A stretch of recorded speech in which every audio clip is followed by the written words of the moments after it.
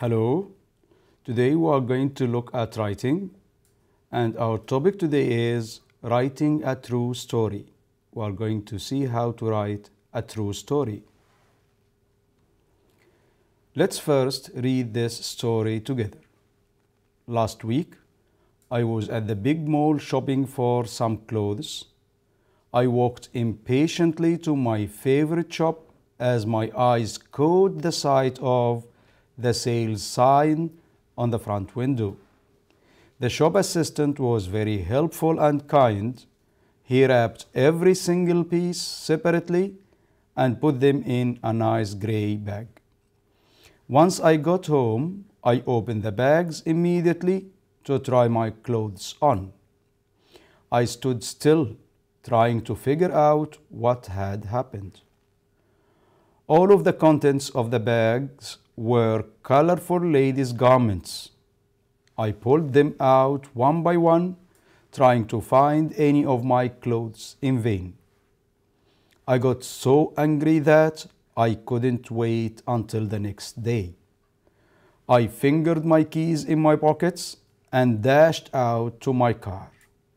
I could hear the whistles of the spring perfumed breeze while. Okay, this part of the story, and I want to ask you now, did you like this story? What made this story interesting for you? Do you want me to tell you the rest of this story? Let's see. I think you liked the story because the events attracted your attention. It attracted you. It's attractive.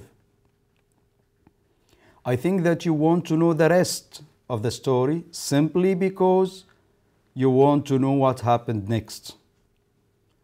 This story has a lot of things that made it interesting. What are they? In fact, it is the story elements that made this story interesting. But what are these elements of the story? The elements of the story are, number one, the setting.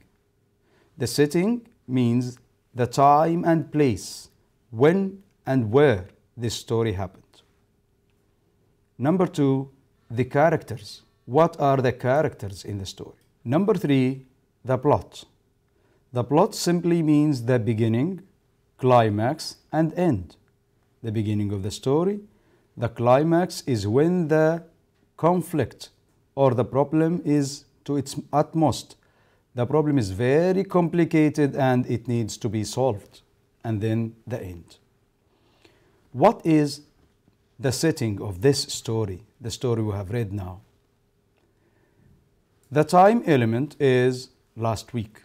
This story happened last week. The place is the big mall. So the setting here is the time and place. Last week and the big mall. If we give the time and place, this is your setting. What are the characters? This is the second element in the story. What are the characters in the story?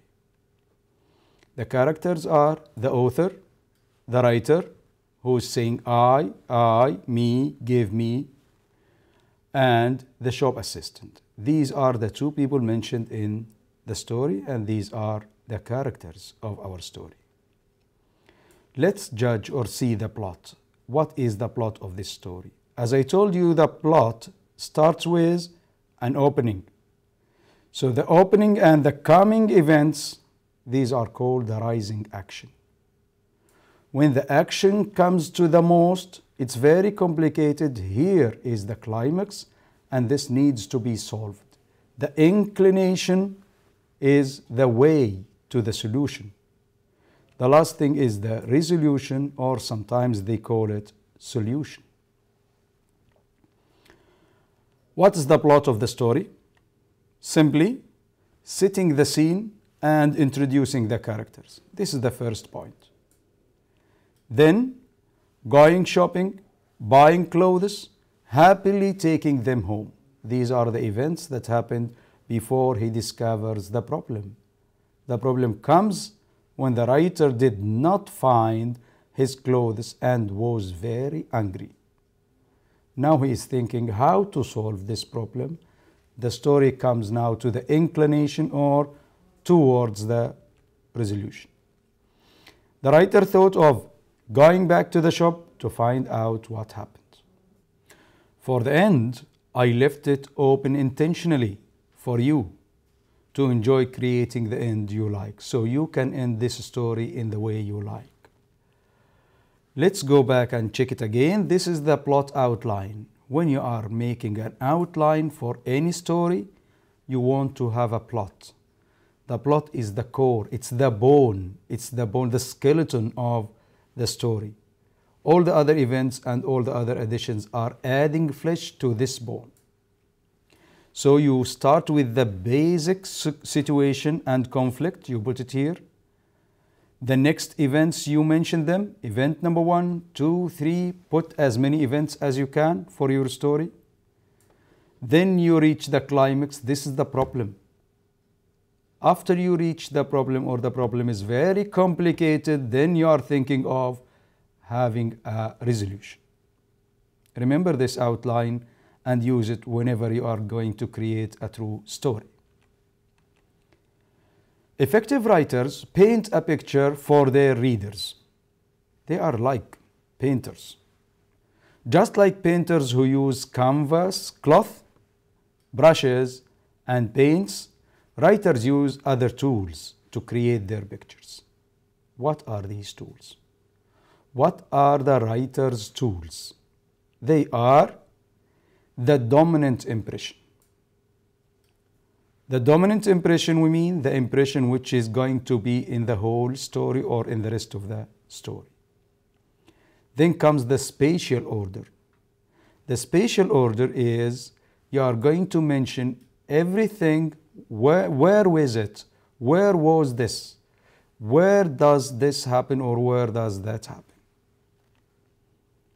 Then comes the sense impressions, or what we call the sensory language. I'm going to explain this for you. The dominant impression, it is the overall impression you have about your topic of description. You have an impression and you want to write about this impression. This impression will last throughout the story. It is helpful to include your dominant impression in the topic sentence or the thesis statement. Once you start writing, try to create a dominant impression. Why should we do this? Because this keeps your writing on track by reminding you of the impression each of your details should give. Very important. Examples of the dominant impression. The classroom was painfully cold. A student complaining about classroom, and he is going to write about his classroom, and the dominant impression for him is his classroom is painfully cold. Very, very cold. He cannot bear it. One more example. When I got into the room and looked at the doctor, he was more like a homeless person than a doctor. It means the patient did not like the appearance of the doctor, and when he writes what happened in the clinic or at the clinic, he's going to deal with the situation or deal with the character of the doctor as somebody who doesn't look as a doctor. Let's look at that one. My father's car is a joy to drive. It means it's very luxurious, very nice, and he's going to go on to build his story based on this dominant impression. Which of the following details, look here, which of the following details would not support the dominant impression in the topic sentence? It means that not any details can be dominant impressions. Your topic is, this car is luxurious. Look for the dominant impression which is not suitable. The detail here is, cozy leather sets, double glazed roof opening, 4 doors and a rear box, elegantly cut and polished wooden accessories. I think it's very clear that the 4 doors and a rear box, this is not something to do with luxurious. It's not luxury. Simply because all cars have 4 doors, or most of them have 4 doors and a rear box. Let's look at this one. How can we create a dominant impression? We can create it if we follow these examples. I'll give you 2 examples. One of them is a house. You are describing a house. The house is, or if you are talking about the past, the house was, and then you insert your dominant impression, which could be one of chaotic. The house was chaotic. The house was dignified. It was lonely. It was eerie, which means strange. It was dull, gloomy. The house was orderly, or the house was cheerful. You can start with an impression like this and develop it into your story. Another example is, my friend Ahmed. You are talking about a person now. The other example was about a house. Here, it's a friend. It's a man, human being. My friend Ahmed is a, or is an. And you put here, insert your dominant impression, which you will develop the story based on it. My friend Ahmed is an elegant man. He's a dignified person. He's graceful. He's an easygoing person. He's a neat one, a neat person. He's an arrogant, or he is disorganized.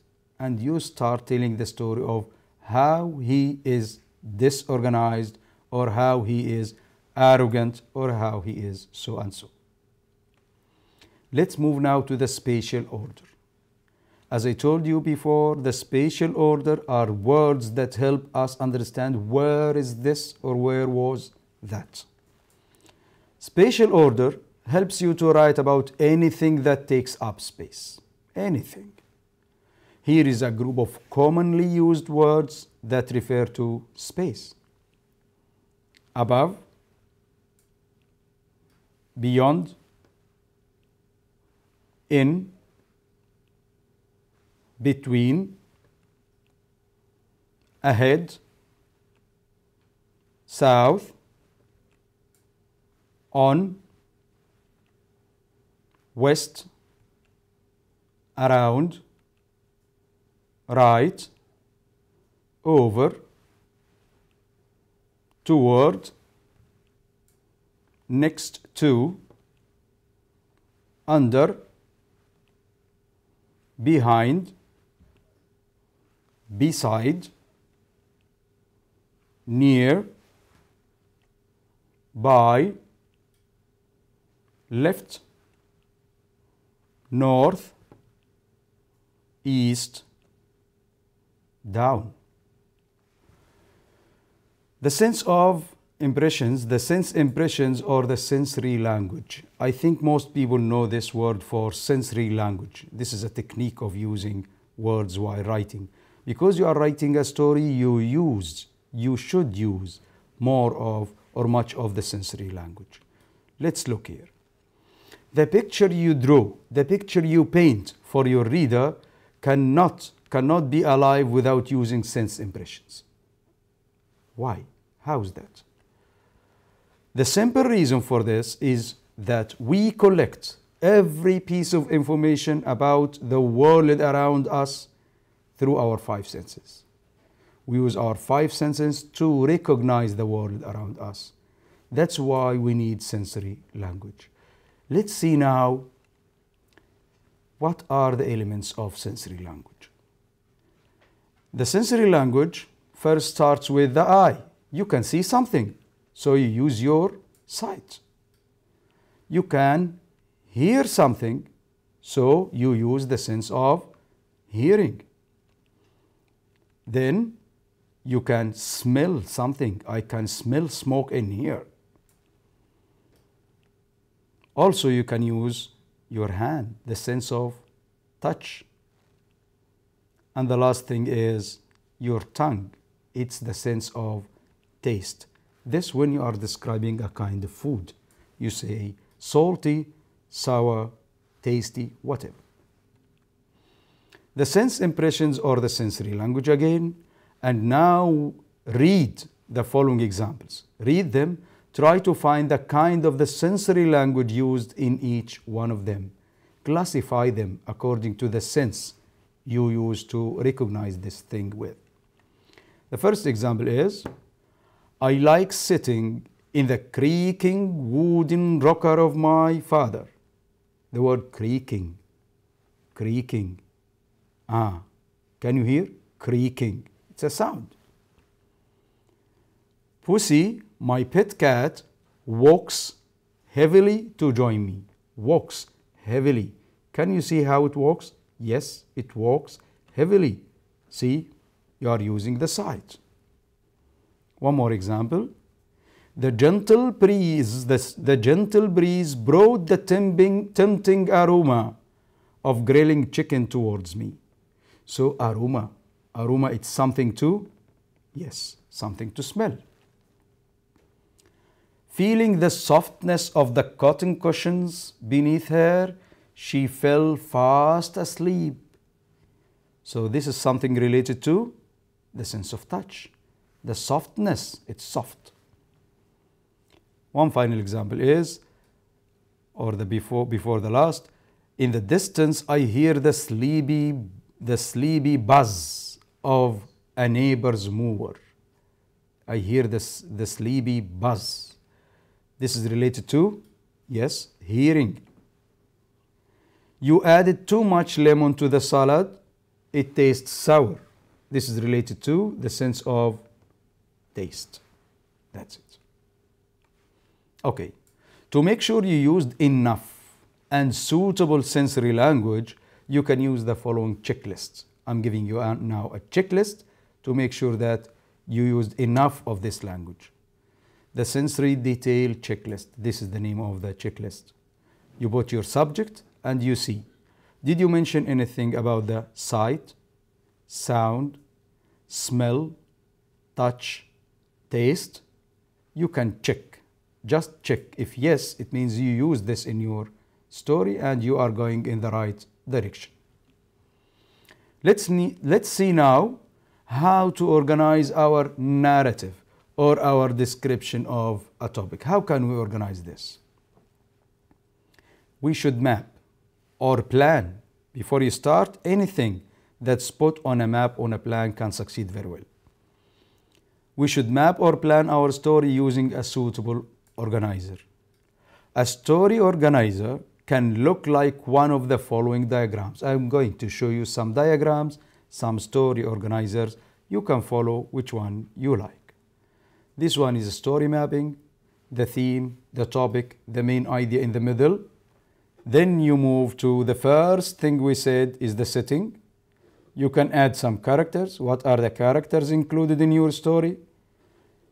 Here you put the problem, the climax, what happened, what is the problem with this story, and now what is your solution as a writer for this problem. Another one that serves the same purpose but in a different shape is to start with the setting, then you mention your problem and event number 1, event number 2, 3, 4, and so on until you reach your resolution.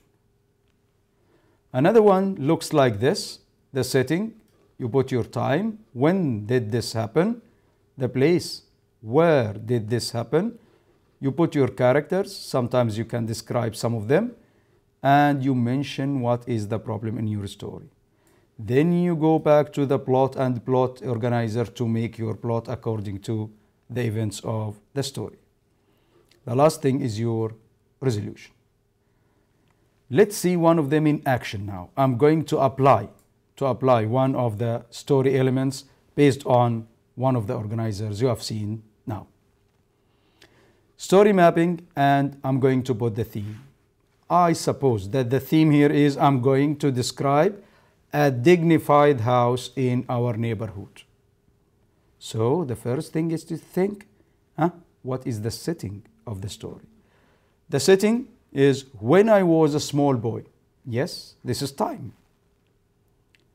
On the corner of the street we lived in. So this is the place. Once you get the time and the place, you prepared your setting or the setting for your story. The characters included could be the writer, could also be a woman in white apron, and two girls playing on a swing. After the characters, you move on to the problem. Create a problem. The problem here can be something like this. Nobody knew about this house or the people living in it. So this is a curious house. So you get curious, you want to know what's happening there. What did he do? What is the solution you can find? One like this. Jumped over the fence and had a long talk with the pretty girls playing there. So now the girls will tell you the story of the house and you will know who are the people living there. So the plot can be created, or the story timeline can be created like this. Now it's time to start writing and applying what we have already known. Choose one of the following topics and write about it. My favorite car. The day I felt so proud. Someone in my family deserves an award. My favorite family gathering, or my favorite gathering with friends, with whoever. You can choose any of these and apply the elements we have learned and make a setting, plot, problem and solution for it. Enjoy your writing, but I have to remind you that writing a narrative or a descriptive story requires you to consider the following points and put them in the correct order. Detail the overall storyline. Then make a list of your characters. Name your characters. Set the scene for your writing. The setting, when, where. Put the events of your story in order. I want this to come first, this to come later, and this is next to solution, and this is the solution or the resolution itself. Draft a list of details, events you don't want to forget. These things should be in my story because they are the most important things. It should go downward like this. If you plan your story like this, you will write a nice and attractive story. Final note, and as usual, don't forget what? The writing process. Don't forget to use the writing process. Number 1, pre-writing. Number 2, drafting. Number 3, revising, proofreading, and finally, you can publish your story. Don't ever forget. Remember these steps. Remember this system of writing. It will lead you to perfect writing. Any piece of writing can be a masterpiece when we follow the writing process accurately. Keep a writing book. Remember again, keep a writing book and revisit your pieces of writing from time to time. Make notes or even rewrite them whenever you feel you have to. That's all for now. I wish you all the best of luck in your study. Until I see you again, thank you very much. See you.